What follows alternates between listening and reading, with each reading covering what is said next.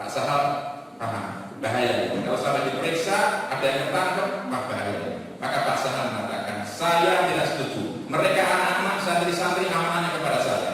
Kalau kalian memaksa memeriksa, tembak saja saya. Di sini tembak saya.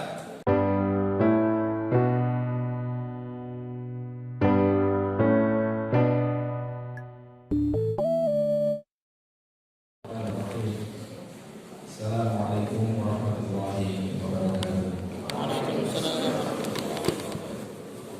Alhamdulillahilladzi bi ni'matihi tatimmu shalihat wa bi fadlihi tatanazzalu khairat wal barakat wa bi taufiqihi tatahaqqaqul maqasid wal ghaayat. Shallallahu wassalamu ala rasulillah wa alihi wa sahbihi wa man walahu. Sahabat kiram yang saya banggakan. Ya, beliau satu kelas dengan saya. Bedanya beliau sudah ketemu judul, saya belum ketemu judul. Nah, sekarang masih maksud. Alhamdulillah betul-betul. Para asati, dosen, setara, dosenan yang berbahagia, sebuah kehormatan dan kesyukuran yang luar biasa pada pagi menjelang siang ini saya berkesempatan untuk bertatap muka untuk sharing pengalaman bersama. Dan kemarin karena saya itu mencari judul disertasi agak susah, maka untuk acara ini saya nggak mau cari judul, sudah ditentukan judulnya apa saya ngomong. Jadi judul ini dari panitia bukan dari saya. Apa tadi disebutkan? Hanya orang penting yang tahu kepentingan dan hanya pejuang yang tahu arti perjuangan. Salah satu dari sekian banyak kata-kata hikmah, kata-kata bijak kearifan Ghontori. Dan alhamdulillah juga salah satu yang kami muat dalam buku Senarai Kearifan Ghontori. Ada yang belum punya ya? Padahal buku itu sudah biasa dibagi gratis, ada yang belum dapat ya. Baik para ikhwan dan akhwatullah, yang pertama dan utama untuk kita lakukan kapanpun, dimanapun, dalam situasi apapun dan bagaimanapun adalah bersyukur. Bersyukur dan menjadi motivasi kita dalam beraktivitas. Nabi kita yang mulia Muhammad SAW sendiri juga ketika beliau sholat malam berkepanjangan sampai bengkak-bengkak kakinya, tawarobat qadamahu begitu. Aisyah kemudian meratapi, kenapa Anda memaksakan diri sholat seperti ini padahal Anda itu sudah maksud, Anda itu sudah mendapatkan jaminan surga. Kalau ada apapun pasti akan mendapat ampunan dari Allah dan sebagainya. Tapi jawaban beliau, afala akunu abdan syakura. Apakah aku tidak termasuk menjadi hamba Allah yang pandai bersyukur? Kita tahu di situ bahwa yang menjadi landasan motivasi aktivitas beliau adalah bersyukur dan bersyukur. Bapak pimpinan dalam hal ini Kiai Hasanul Wasaha juga sering ingatkan kita semuanya, apapun, kapanpun, dimanapun, jangan sampai tidak bersyukur. Karena suatu ketika kita mungkin mendapatkan cobaan, mendapatkan musibah, seperti tahun ini adalah amul husni bagi Ghontor. Tapi itu pun kalau dibanding rahmat nikmat yang tercurah kepada kita, tentu masih lebih banyak rahmat nikmat yang tercurah daripada cobaan yang kita dapatkan, baik dalam kehidupan pribadi, keluarga, institusi dan lain sebagainya. Maka tetap harus pandai bersyukur. Dan indah sekali kata Nabi kita yang mulia, ajatan li amril mu'min inna amrahu kullahu lahu khair. Sungguh menakjubkan urusan orang-orang yang beriman karena seluruh urusannya itu menjadi baik, dan itu tidak dimiliki kecuali oleh orang-orang yang beriman. In asabathu asarrahu syakar fakana dzalika khairun lahu. Kalau mendapatkan kenikmatan, kebahagiaan, kesenangan, keberhasilan, dia akan pandai bersyukur sehingga itu menjadi baik akibatnya. Wa in asabathu adarrahu sabar fakana dzalika khairun lahu. Kalau mendapatkan cobaan, kesulitan, kesusahan, tugas mumpung nggak selesai-selesai, sabar. Bahkan ada yang rendah dan akhirnya jadi baik. Maka jangan sampai kita melupakan yang pertama adalah syukur, supaya kita tidak terhalang dari tambahan nikmat Allah. Dan syakartum la azidannakum. Jangan sampai kita tinggalkan syukur. Yang kedua, jangan sampai kita tinggalkan istighfar supaya kita tidak terhalang dari ampunan Allah. Fastaghfiru rabbakum innahu kana ghaffara. Allah Maha Pengampun. Dan setiap saat sebagai manusia, siapapun kita pasti banyak salah. Kullu bani adama khata'un, bukan khati'un. Kalau khati'un itu melakukan kesalahan, tapi khata' adalah banyak berbuat salah. Wa khairu khata'in at-tawwabun. Yang pertama, jangan tinggalkan syukur agar tidak terhambat dari nikmat tambah nikmat. Jangan tinggalkan istighfar agar tidak terhalang dari ampunan Allah Subhanahu wa Ta'ala. Jangan tinggalkan zikrullah dalam segala bentuknya. Ketaatan adalah zikrullah, mengajar adalah zikrullah. Zikir yang utama ya dengan hati, dengan lisan, dengan amal perbuatan. Kita beraktivitas diniati dengan bismillah adalah juga zikrullah, sehingga kita tidak terhalang dari penjagaan Allah Subhanahu wa Ta'ala. Itu karena kita zikrullah. Jangan tinggalkan tawakal supaya kita tetap mendapatkan jaminan dari Allah. Wa may tawakkal bahwa hasbuh, semuanya akan dicukupi oleh Allah Subhanahu wa Ta'ala. Indah sekali kalau hidup kita senantiasa disertai dengan rasa syukur, kemudian juga banyak istighfar, banyak zikrullah, dan senantiasa bertawakal kepada Allah. Dan kalau mendapatkan cobaan kita bersabar dan tabah.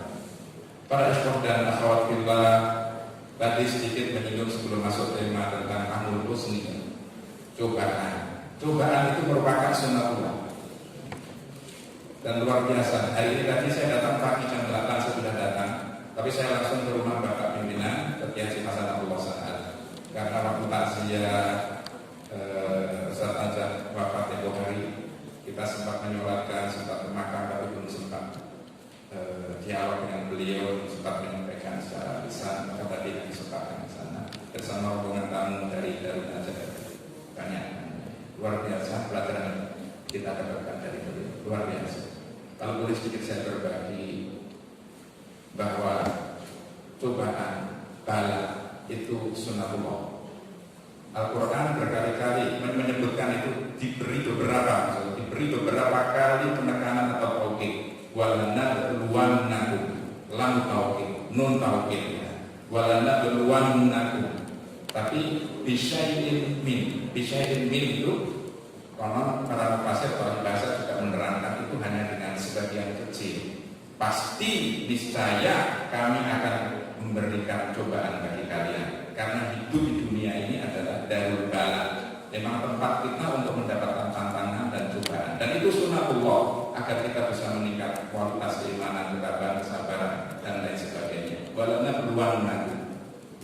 Tapi jangan khawatir, bisyai'in min itu hanya dengan sebagian kecil saja, tidak dengan sesuatu yang menghancurkan kita, tidak.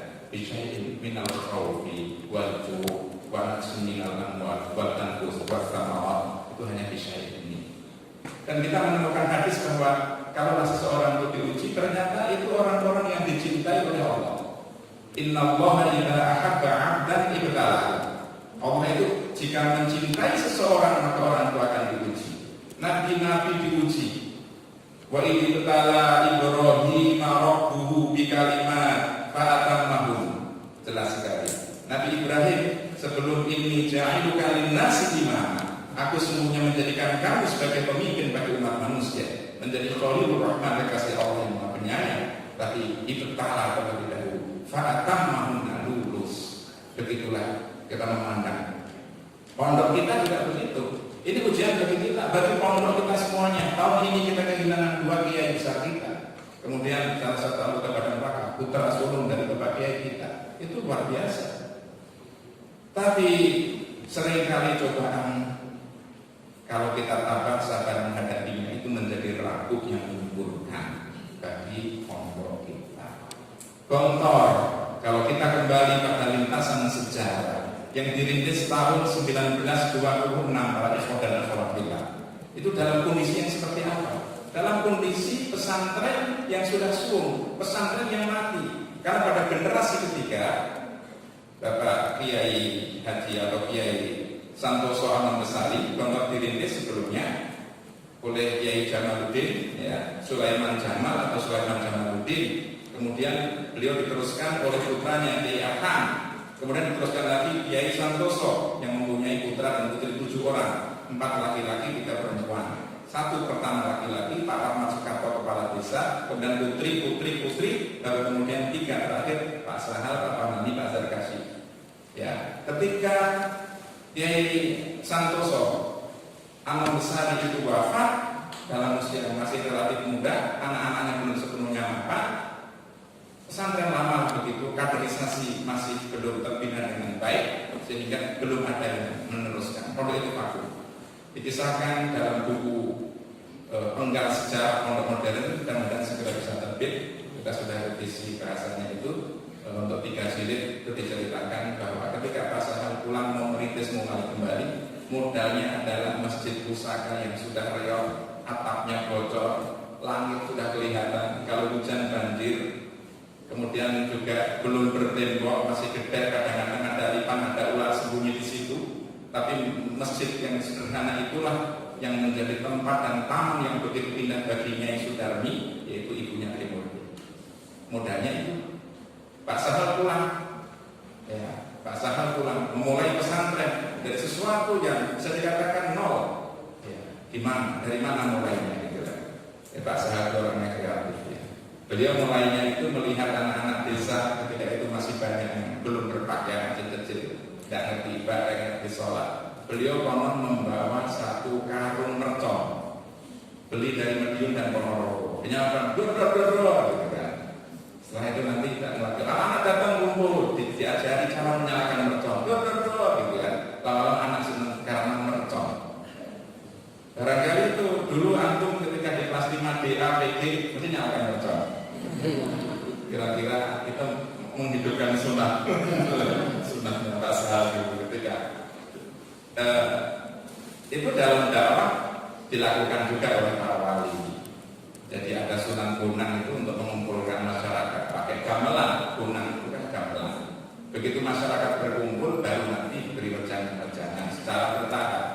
Sunan Kalijogo mengislamkan wayang dari cerita-cerita Ramayana, Hindu dan sebagainya. Kemudian wayang itu diislamkan. Nah setelah itu orang-orang mulai datang, kemudian mendengarkan dan melihat lakon wayang yang sudah Islami. Ya, saya nggak ahli wayang, tapi kita tahu simbol-simbol dalam wayang itu filosofinya luar biasa.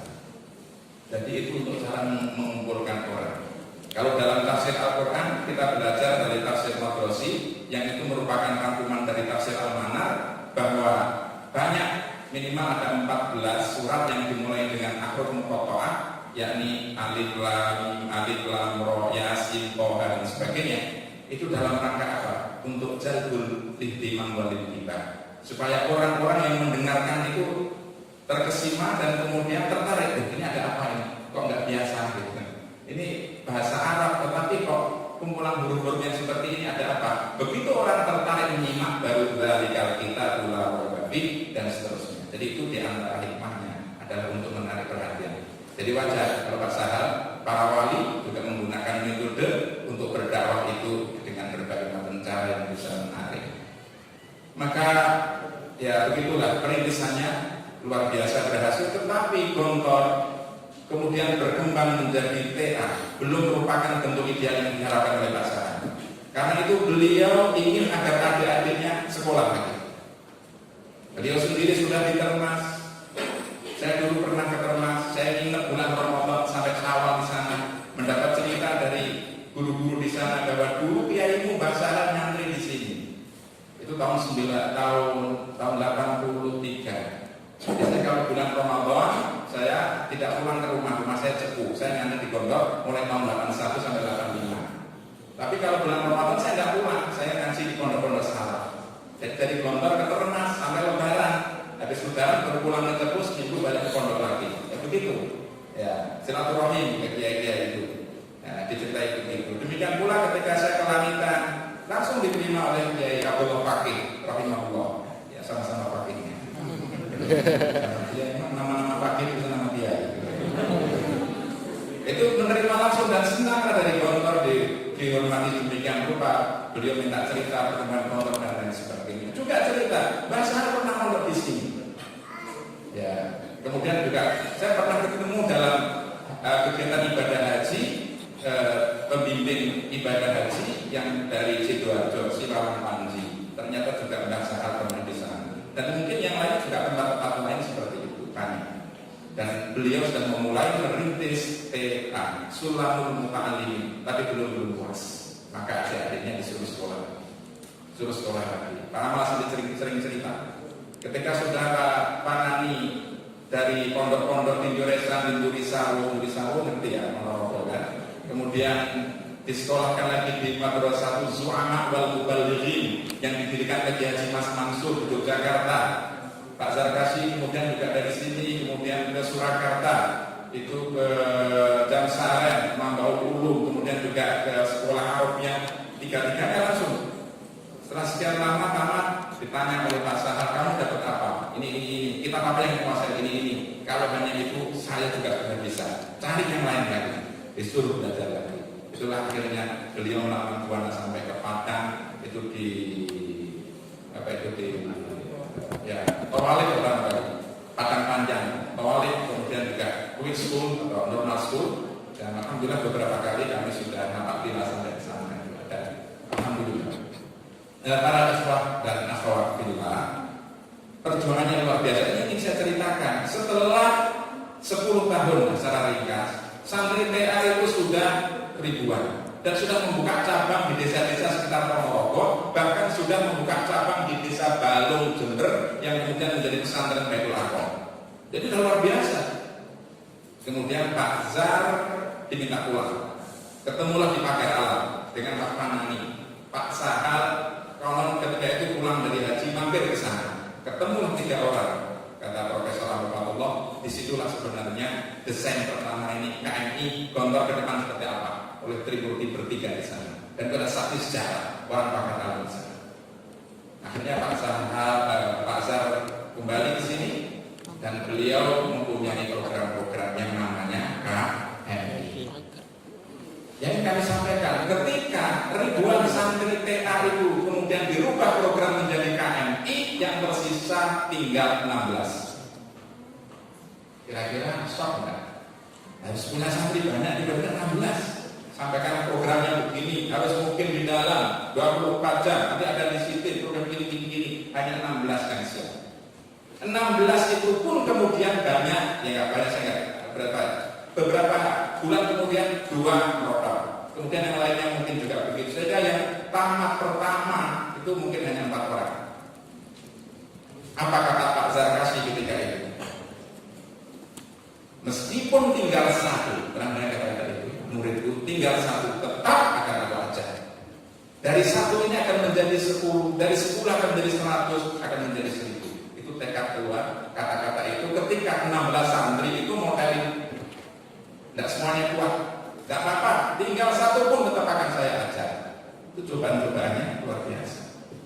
Dan alhamdulillah berkembang terus. Ya.